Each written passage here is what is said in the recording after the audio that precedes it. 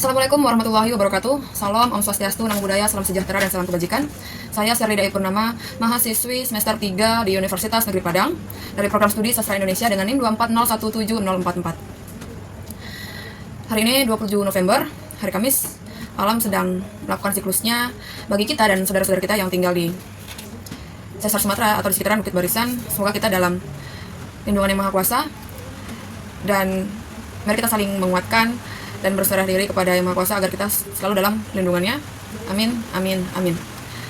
Pada kesempatan ini, dan dalam rangka pemenuhan tugas untuk ujian tengah semester mata kuliah sintaksis, saya mengangkat materi tentang analisis frasa berdasarkan kategori kelas kata dalam lagu Duka Last Child.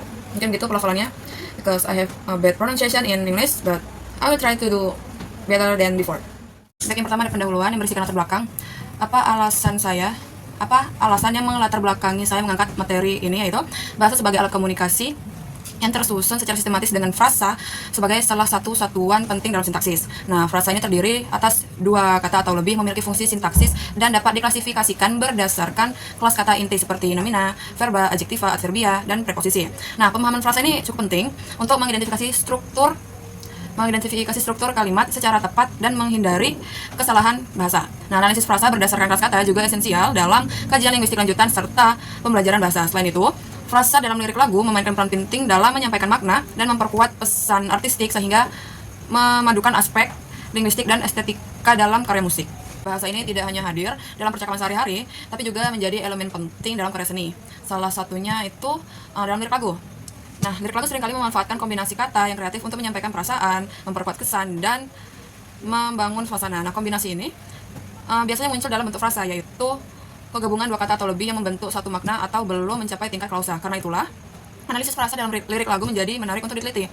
Nah, dengan menganalisis frasa berdasarkan kelas kata pada lirik lagu, nah kita ini nggak hanya memahami struktur gramatikalnya, tapi juga dapat mengungkapkan bagaimana frasa-frasa tersebut membentuk makna keseluruhan dalam lagu. Nah, analisis seperti ini membantu untuk menunjukkan hubungan antara aspek linguistik dan aspek artistik, sehingga wawasan bahwa struktur bahasa memiliki peran yang sangat penting dan besar dalam menciptakan keindahan dalam sebuah karya musik. Bahasa ini tidak hanya hadir dalam percakapan sehari-hari, tapi juga menjadi elemen penting dalam karya seni. Salah satunya itu dalam lirik lagu.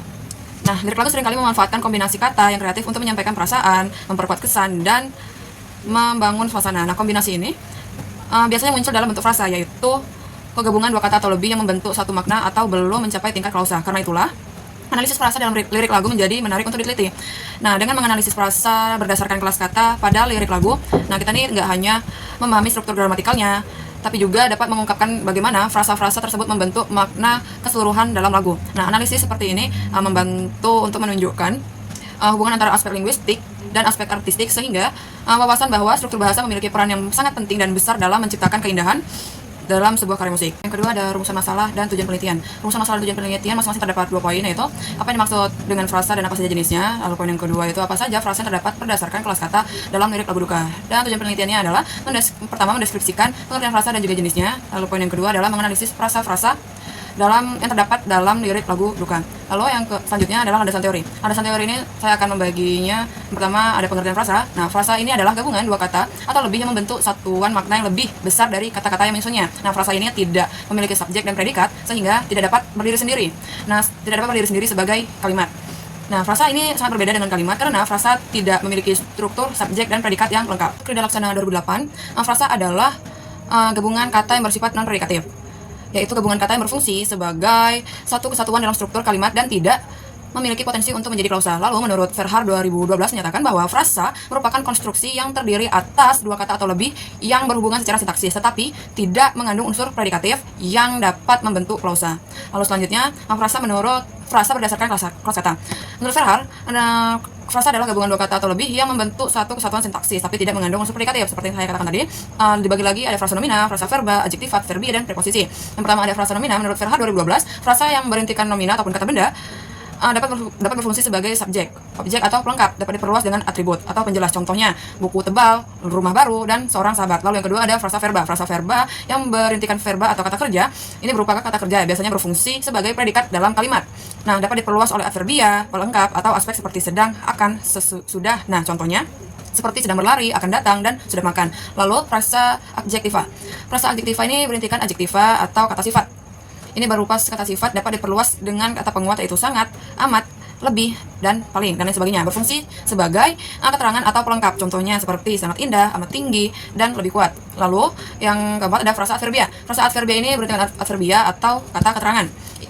Intinya tuh berupa kata keterangan dan menjelaskan verba, adjektif dan seluruh kalimat. Seringkali dipakai dalam menyatakan waktu, frekuensi, intensitas atau cara. Nah, contohnya itu seperti sangat cepat, hampir berlalu, dan baru saja. Lalu yang kelima ada frasa preposisi. Nah, dalam karya-karya sintaksisnya Verhaar 2012, Verhaar tidak secara khusus mengelompokkan frasa preposisi sebagai salah satu jenis frasa utama karena menurutnya lebih menekankan pembagian frasa berdasarkan kelas kata inti seperti frasa nomina, verba, adjektiva, adverbia, dan yang keempat yang saya sebutkan tadi. Nah, namun Verhaar tetap mengakui keberadaan konstruksi preposisi. Nah, ia ini menyebutkan sebagai penanda hubungan atau relasional yang membentuk konstruksi sintaksis berupa prepositional construction.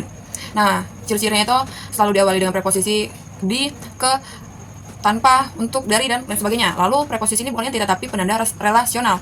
Lalu yang ketiga unsur setelah preposisi biasanya nomina menjadi inti makna dan konstruksi tersebut.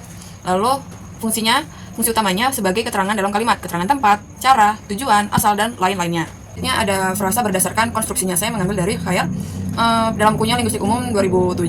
Nah, jenis frasa berdasarkan konstruksinya atau distribusi unsur-unsurnya dibagi menjadi dua kategori, yaitu ada frasa endosentris dan ada frasa eksosentris. Frasa endosentris ini dibagi lagi menjadi tiga, yaitu ada frasa endosentris atributif, ada frasa endosentris koordinatif, lalu juga ada frasa endosentris apositif nih. Frasa endosentris atau endocentric frasa adalah frasa yang salah satu atau semua unsur pembentuknya atau konstituennya memiliki distribusi yang sama dengan keseluruhan frasa tersebut.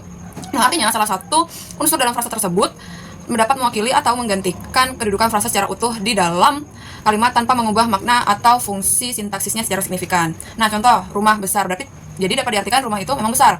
Nah, masuk ke frasa endosentris atributif. Nah, frasa endosentris atributif ini terdiri dari inti dan atribut atau penjelas ataupun pembatas. Nah, contohnya buku baru, lalu ayah saya, dan lain sebagainya. Lalu ada frasa endosentris koordinatif. Apa itu frasa endosentris koordinatif? Itu adalah frasa yang unsur-unsurnya setara dan dapat dihubungkan dengan konjungsi koordinatif seperti dan, atau, dan juga atau. Contohnya ayah ibu menjadi ayah dan ibu. Lalu ada meja dan kursi kan?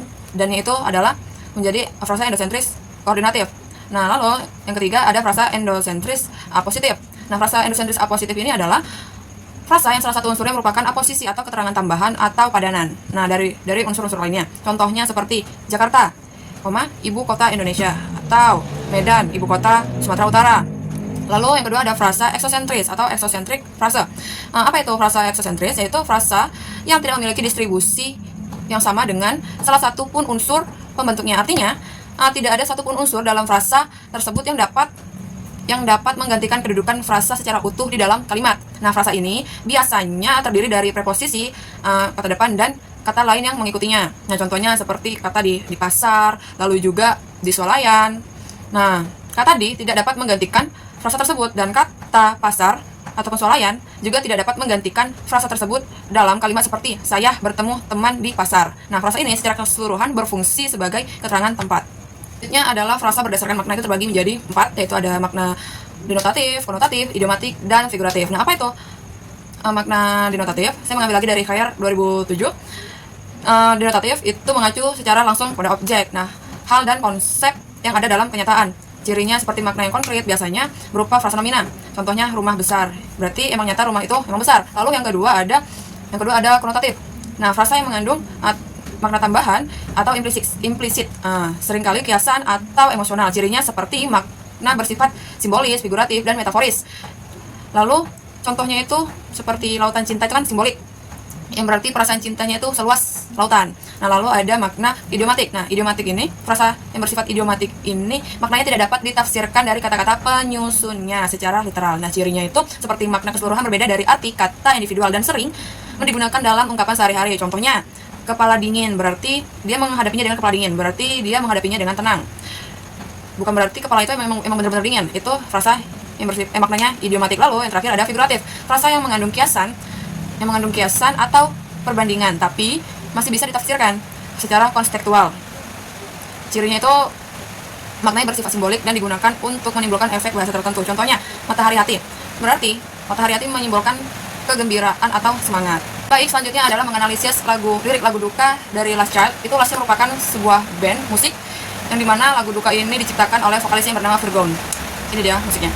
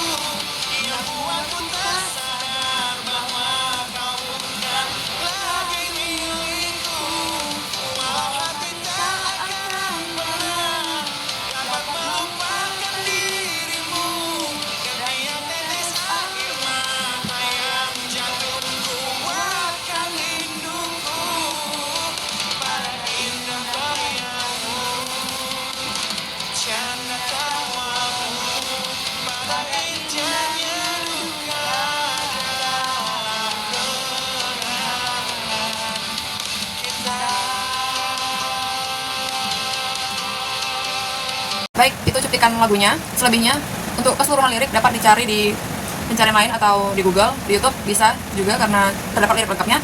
Dari analisis yang telah saya lakukan pada lirik lagu duka Last Child, terdapat beberapa frasa seperti yang saya tampilkan. Ada frasa verba yang saya temukan terdapat 17 frasa verba, lalu ada frasa nomina terdapat 9 frasa nomina, lalu ada frasa adjektiva dan frasa adverbia terdapat masing-masing 4 frasa. Lalu yang terakhir ada frasa preposisi yang terdapat 7 dalam setiap lirik ataupun lirik dalam lagunya. Nah, kesimpulannya adalah berdasarkan analisis frasa yang telah saya lakukan pada lirik lagu duka dari Last Child, ditemukan berbagai jenis frasa, yaitu frasa verba, frasa nomina, frasa adverbia, adjektiva, dan frasa preposisi.